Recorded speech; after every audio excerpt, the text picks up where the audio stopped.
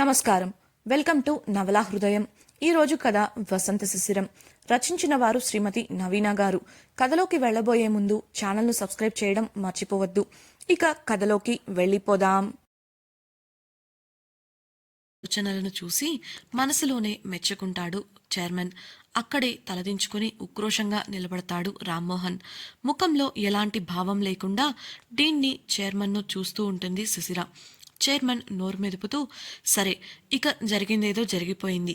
నీ మీద ఫిర్యాదులు రావడంతో అసలు జరిగిందేంటో తెలుసుకొని తగిన నిర్ణయం తీసుకుందామని నిన్ను పిలిచాను. ఇప్పుడు ఎలాగో ఆ ఫిర్యాదులన్నీ వట్టి మాటలు అని తేలిపోయింది కాబట్టి అందరూ ఈ విషయాన్ని ఇక్కడితో వదిలేస్తే బావుంటుంది అంటూ శిశిరను, రామ్మోహన్ను మార్చి మార్చి చూశాడు. అలాగే సార్, నాకు ఇంకోసారి ఇలాంటి సమస్య రాకుండా ఉండకూడదనే మీ ముందు అన్ని విషయాలు బయటపడాలని కాస్త గట్టిగా మాట్లాడాను. తప్పైతే క్షమించండి అంటూ చేతులతో నమస్కరించింది శిశిర. ఆమె సంస్కారానికి మరోసారి ఆశ్చర్యపోయాడు చైర్మన్. తన తప్పు లేకపోయినా ఎదుటివారి తనను అన్నేసి మాటలు అంటున్నా అవేవి పట్టించుకోకుండా తన పనేదో తాను చూసుకునే ఆమె పద్ధతి అతనికి నచ్చేసింది. చిరునవ్వుతో ఆమెను చూస్తూ, అవసరమైనప్పుడు అలా మాట్లాడటంలో తప్పులేదు. అందువల్లే కదా ఇప్పుడు జరిగిన విషయాలు నిజాలు మా ముందుకొచ్చాయి. ఇక ఆ విషయంలో నీకు మా నుండి ఎటువంటి సమస్యలు రావు. కంగారు పడద్దు అని చైర్మన్ హామీ ఇవ్వగా, సరే అంది శిశిర. చైర్మన్ అలా అంటుంటే అక్కడే ఉన్న రామ్మోహన్ రక్తం ఉడికిపోతుంది. డీన్ గారు, మీ వ్యాపార ప్రణాళిక గురించి చాలా గొప్పగా చెప్పారు. ఆ పని ఎంతవరకు వచ్చిందమ్మా అని ఉత్సాహంగా అడిగిన చైర్మన్ను చూసి ఇబ్బందిగా కదిలింది శిశిర. ఆమె ఇబ్బందిని గమనించిన చైర్మన్ ఆమెను పరిశీలనగా చూస్తుంటే ఆమె అతడిని, రామ్మోహన్ని మార్చి మార్చి చూసింది. దానితో ఆమెకు ఆ విషయాలను రామ్మోహన్ ముందు చర్చించడం ఇష్టం లేదని అర్థం చేసుకున్నాడు చైర్మన్. నిజమే, శిశిరకు రామ్మోహన్ ముందు ఆ విషయాలను పంచుకోవడం ఇష్టం లేదు. కారణం అతని వ్యవహార శైలి. నిజానిజాలను తెలుసుకోకుండా ప్రతిసారి ఆమెను సమస్యల్లో పడేస్తున్నాడు. ఆమె అతడిని ఏ విధంగానూ ఇబ్బంది పెట్టకపోయినా తనను ఒక శత్రువులా పరిగణించి అధోపాతాళానికి త్రొక్కాలని చూస్తున్నట్లు ఈ రోజు జరిగిన సంఘటనతో ఆమెకు అర్థమైంది. అందుకే తనకు సంబంధించిన సమాచారం అతడికి తెలియకూడదు అని నిశ్చయించుకుంది. ఆ విషయాన్ని అర్థం చేసుకున్న చైర్మన్ గంభీరంగా రామ్మోహన్ వైపు చూశాడు. రామ్మోహన్ ప్రవర్తన అతడికి కోపాన్ని తెప్పించింది. విద్యార్థుల బాగోగులను చూసుకోవాల్సిన స్థానంలో ఉండి ఆలోచన లేకుండా ఇలా ఒక విద్యార్థి, అది కూడా ఒక ఆడపిల్ల విషయంలో అతడు ప్రవర్తించిన తీరు, నడుచుకున్న విధానాన్ని గుర్తు తెచ్చుకోగానే కోపం కట్టలు తెంచుకుంది. నిప్పులు కక్కుతున్న కళ్లతో చైర్మన్ రామ్మోహన్ను చూస్తుంటే అతడు భయంతో వణికిపోయాడు. ఎలాగో నోరు పెగిల్చుకొని అది అని రామ్మోహన్ మాట్లాడబోతుంటే, ఇక మీరు చెప్పాల్సింది, మేం వినాల్సింది ఏమీ లేదని తెలుస్తోంది. ఇప్పటి వరకు మీరు క్యాంపస్లో వెలగబెట్టిన కార్యాలు చాలు. ఇకపై మీకు ఈ క్యాంపస్కు ఎలాంటి సంబంధం లేదు. 2 రోజుల్లో దానికి కావలసిన ప్రొసీజర్స్ పూర్తి చేసి మీరు వెళ్ళిపోవచ్చు అని గంభీరంగా వచ్చింది చైర్మన్ స్వరం. ఆ మాటలకు అక్కడి వారంతా షాక్ అవ్వగా రామ్మోహన్కు పాతాళానికి పడిపోయినట్లుగా అనిపించింది. అతడు చేసిన పనికి చిన్నదిగా ఏదో శిక్ష వేస్తారు లేదా గట్టిగా మందలిస్తారు అనుకున్నారు, కానీ ఇలా ఉద్యోగం నుండి తీసేస్తారని అస్సలు ఊహించలేదు. రామ్మోహన్ అనామకురాలైన ఒక అమ్మాయి కోసం తనను ఇలా ఉద్యోగంలోంచి తీసేయడం సహించలేకపోయాడు. ఉక్రోషంగా బావా అని మాట్లాడబోతుంటే చైర్మన్ కోపంగా, ఇంకొకసారి నీ నోటి నుండి ఆ మాట ఈ క్యాంపస్లో వచ్చిందంటే మర్యాదగా ఉండదు. ఇప్పటి వరకు నువ్వు చేసిన నిర్వాకాలు చాలు. ఇన్ని రోజులు సహించాను, కానీ ఈరోజు అవి ఈ యూనివర్సిటీపై మచ్చ తెచ్చేలా ఉంటే ఇక నేను ఊరుకోను. గెట్ లాస్ట్ అని గట్టిగా అరిచాడు. శిశిర, డీన్లు బావా అన్న రామ్మోహన్ పిలుపుకు ఆశ్చర్యంగా వారిని చూశారు. వారు బంధువులు అనే విషయం క్యాంపస్లో వారి ఇద్దరికీ తప్ప ఎవ్వరికీ తెలియదు, డీన్తో సహా. ఇక వారి మధ్య కల్పించుకోవడం మంచిది కాదు అని మౌనంగా ఉండిపోయాడు డీన్. శిశిర కూడా తలదించుకొని మౌనంగా నిలబడిపోయింది. చైర్మన్ అరిచేసరికి ఇక ఏం చెయ్యలేనని అర్థమైన రామ్మోహన్ తలదించుకుని మౌనంగా నిలబడిన శిశిర వంక పిడికిలి బిగించి పళ్ళు కొరుకుతూ చూశాడు. అతడి కళ్లకు కనుక కాల్చేసే శక్తి ఉంటే ఆమె ఆ క్షణమే భస్మమైపోయి ఉండేది. ఇంత జరిగినా కూడా తప్పు తన వల్లే జరిగింది అని నిరూపణ అయినప్పటికీ కూడా అహంకారంతో దాన్ని ఒప్పుకోకుండా ఆమెను కొరకొర చూసి అక్కడి నుంచి విసురుగా వెళ్ళిపోయాడు రామ్మోహన్. అతడు వెళ్ళాక ఆ గదిలో ఒక రకంగా గంభీరమైన మౌనం నెలకొంది. చైర్మన్ కోపాన్ని వదిలి సాధారణంగా మాట్లాడుతూ, డీన్ గారు, ఇక కూర్చోండి. ఇదిగో అమ్మాయి, నీ పేరు శిశిర. నువ్వు కూడా కూర్చోమ్మా. ఇప్పుడు చెప్పు నీ వ్యాపారం గురించి అని చాలా సరదాగా అన్నాడు. తనకన్నా వయస్సులోనూ వృత్తిరీత్యా పెద్దవారైన వారి ముందు కూర్చోవడానికి సంకోచించింది శిశిర. అది గమనించిన చైర్మన్, కూర్చో, ఇక్కడ మనం మాత్రమే ఉన్నాం. ఇక్కడ నిన్ను కొట్టేవారు తిట్టేవారు ఎవ్వరూ లేరు. ఏమంటారు డీన్ గారు అని అంటుంటే, అవును సార్ అని వంతపాడాడు డీన్. దాంతో తప్పక మొహమాటంగానే వారి ముందు కూర్చున్న శిశిరతో, ఇప్పుడు చెప్పమ్మా, ఎంతవరకు వచ్చింది నీ ప్లాన్? ఎవరైనా పెట్టుబడికి ముందుకొచ్చారా? లేదంటే చెప్పు, నేను సాయం చేస్తాను అని అన్నాడు చైర్మన్. డీన్ కూడా నవ్వుతూ చూడటంతో శిశిర కాస్త ప్రశాంతంగా ఊపిరి తీసుకొని, మీ ఆఫర్కి చాలా థ్యాంక్స్ సార్, కానీ నా బిజినెస్ ప్లాన్లో ఇప్పటికే ఇన్వెస్ట్మెంట్ పెట్టడానికి ఒక కంపెనీ ముందుకొచ్చింది. ఆ విషయం డీన్ గారికి కూడా తెలుసు. కాకపోతే ఈ విషయం నేను కంపెనీ ప్రారంభించేంత వరకు బయటకు రాకూడదని బ్రతిమలాడటంతో సార్ ఎవరితోనూ అనలేదు అని సమాధానం ఇచ్చింది. అందుకు చైర్మన్ ఆశ్చర్యంగా డీన్ వంక చూస్తుంటే, అవును సార్, నిజమే. అందులో ఈ వార్త బయటకు చెప్పకపోవడానికి మరో కారణం కూడా ఉంది. అదేంటంటే, ఆ సమ్మిట్లో ఏ కంపెనీ ఉద్యోగి అయితే శిశిరపై దాడి చేశాడో ఆ కంపెనీనే పెట్టుబడి చేసిన కంపెనీ కూడా. ఆమె వ్యాపార ప్రణాళిక నచ్చి ఆ సంఘటన జరిగిన నెల రోజులకు పెట్టుబడి పెట్టడానికి ముందుకొచ్చారు. ఇందులో ఆ ఇన్సిడెంట్తో సంబంధం లేదని, కేవలం బిజినెస్ ప్లాన్ బాగుండటం వల్లనే పెట్టుబడి పెడుతున్నామని కూడా వెల్లడించారు. కానీ ఈ విషయం బయటకు వెళ్తే తన వ్యక్తిత్వాన్ని ఇంకా ఇంకా దిగజార్చే పనులు చేస్తారని, మరియు తనకు ఇంకా సమస్యలు తెచ్చిపెడతారని చెప్పవద్దని మాట తీసుకుంది. నిజానికి ఈ సంఘటన జరిగాక కాలేజీలో ఆ సంఘటన గురించి తప్పుగా రాసి పాంప్లెట్లు కూడా పంచారు. అనవసరమైన గొడవలకు పోయే లక్షణం తనకు లేకపోవడంతో తను ఆ విషయాన్ని అలానే వదిలేసింది. ఇదంతా చూసే నేను ఇలాంటి నిర్ణయం తీసుకోవాల్సి వచ్చింది అని వివరించాడు. అదంతా శ్రద్ధగా విన్న చైర్మన్ ఒక క్షణకాలం ఆలోచించి, నీ నిర్ణయంలో ఎలాంటి తప్పు లేదు. ఇకపై ఈ క్యాంపస్లో మా పూర్తి సహకారం నీకుంటుంది. ఎవరు ఏమన్నా నువ్వు పట్టించుకోకూడదు. ఇప్పటిలానే నీ దృష్టంతా నీ ఆశయంపైనే పెట్టు. నువ్వు సాధిస్తావనే నమ్మకం మాకుంది. అలా జరిగితే నీతో పాటు మన యూనివర్సిటీకి కూడా మంచి పేరు లభిస్తుంది కదా అని నవ్వుతూ అన్నాడు. అలా కాసేపు శిశిర బిజినెస్ ప్లాన్ గురించి అడిగి తెలుసుకొని చాలా సరదాగా మాట్లాడాడు చైర్మన్. ఒక్కసారిగా అక్కడి వాతావరణం సరదాగా మారిపోయి ముగ్గురు నవ్వుతూ మాట్లాడుకుంటున్నారు. అటెండర్ కాఫీ తీసుకురావడంతో సిప్ చేస్తూ, ఇంకా ఏంటి శిశిర సంగతులు?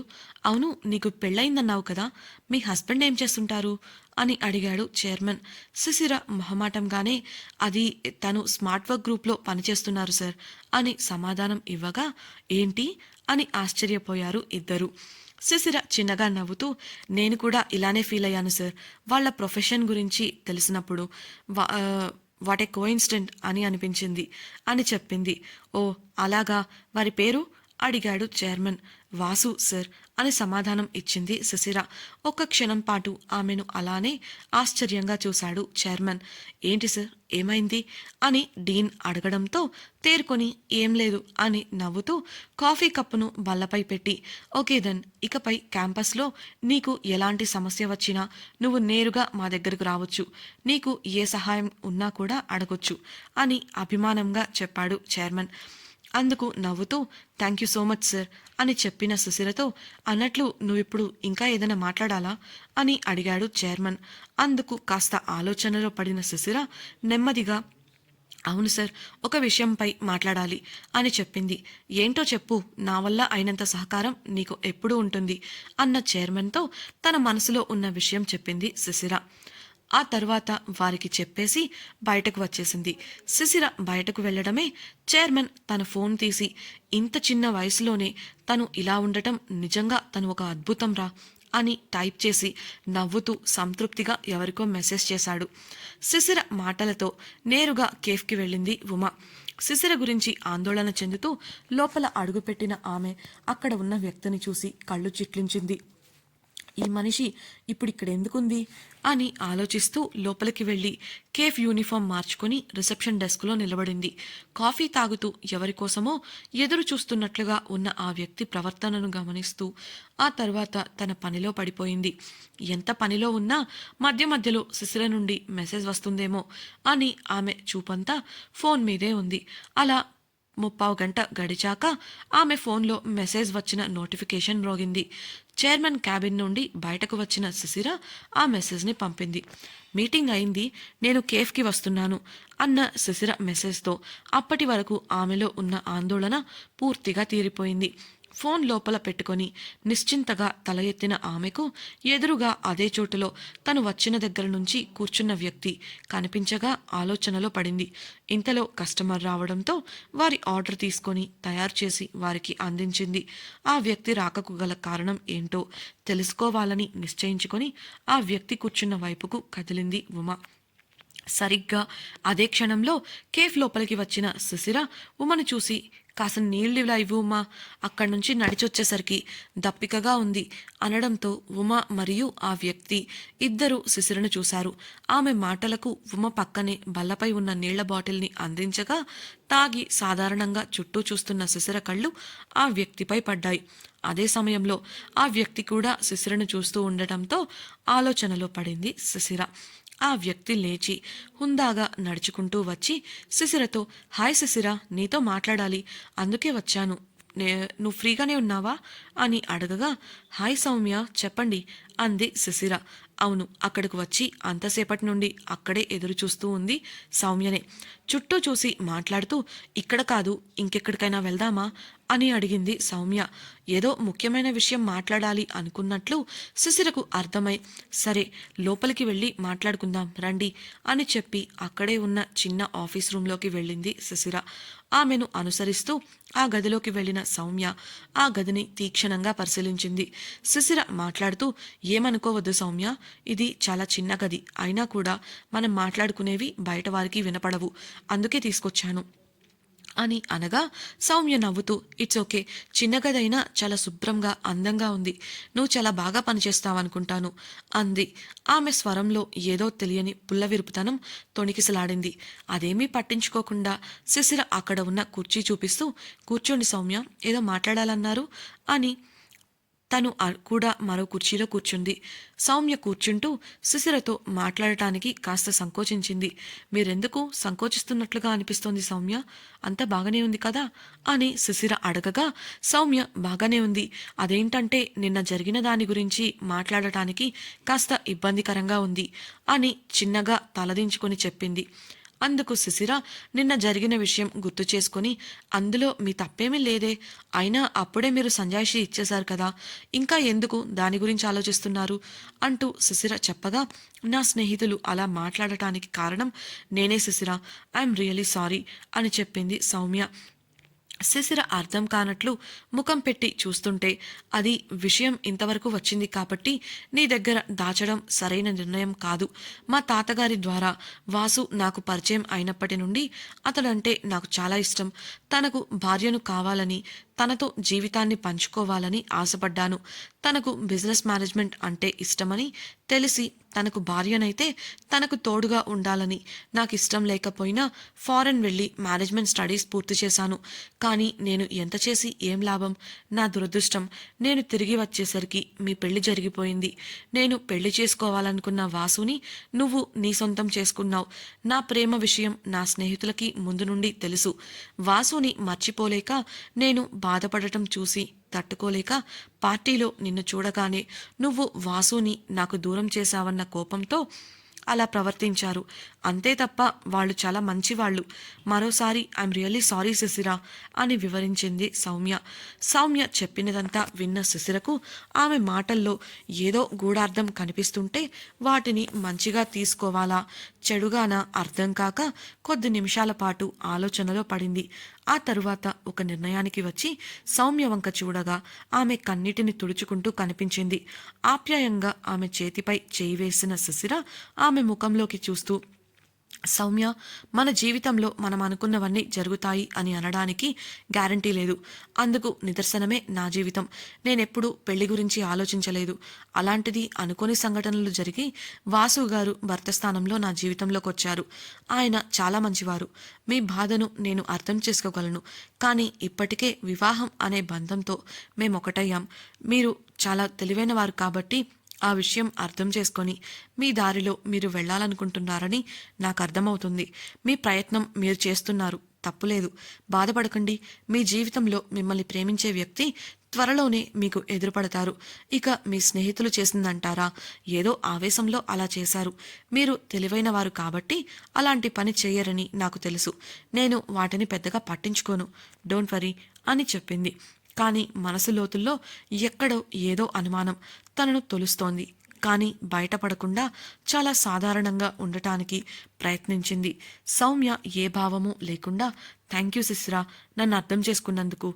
నేను మనస్ఫూర్తిగా ఇష్టపడిన వ్యక్తిని నువ్వు పెళ్లి చేసుకున్నావు కాబట్టి తనని జాగ్రత్తగా చూసుకో అని చెప్పింది. ఇంతకీ శిశిరకు వచ్చిన అనుమానం ఏంటి? శిశిర చైర్మన్ను ఎలాంటి సహాయం కోరింది? ఇంతటితో క్యాంపస్లో శిశిర ఎదుర్కొంటున్న సమస్యలకు కళ్ళం పడినట్లేనా? మాదక ద్రవ్యాల కేసులో ఎవరెవరు బయటపడతారు? ఇంతటితో రామ్మోహన్ యూనివర్సిటీ నుండి వెళ్ళిపోతాడా? చైర్మన్ శిశిర గురించి మెసేజ్ ఎవరికి పంపాడు? తెలుసుకోవాలనుందా? అయితే ఛానల్ను సబ్స్క్రైబ్ చేసి తప్పకుండా రాబోయే ఎపిసోడ్స్ని వినేయండి. అలాగే మీ అభిప్రాయాలను, సూచనలను కమెంట్స్ రూపంలో తెలియజేయగలరు. మీకు ఈ నవల నచ్చినట్లయితే ఈ వీడియోని లైక్ చేసి మీ సన్నిహితులతో షేర్ చేసుకోండి. ఇట్లు మీ నవలా హృదయం team. Thank you for listening.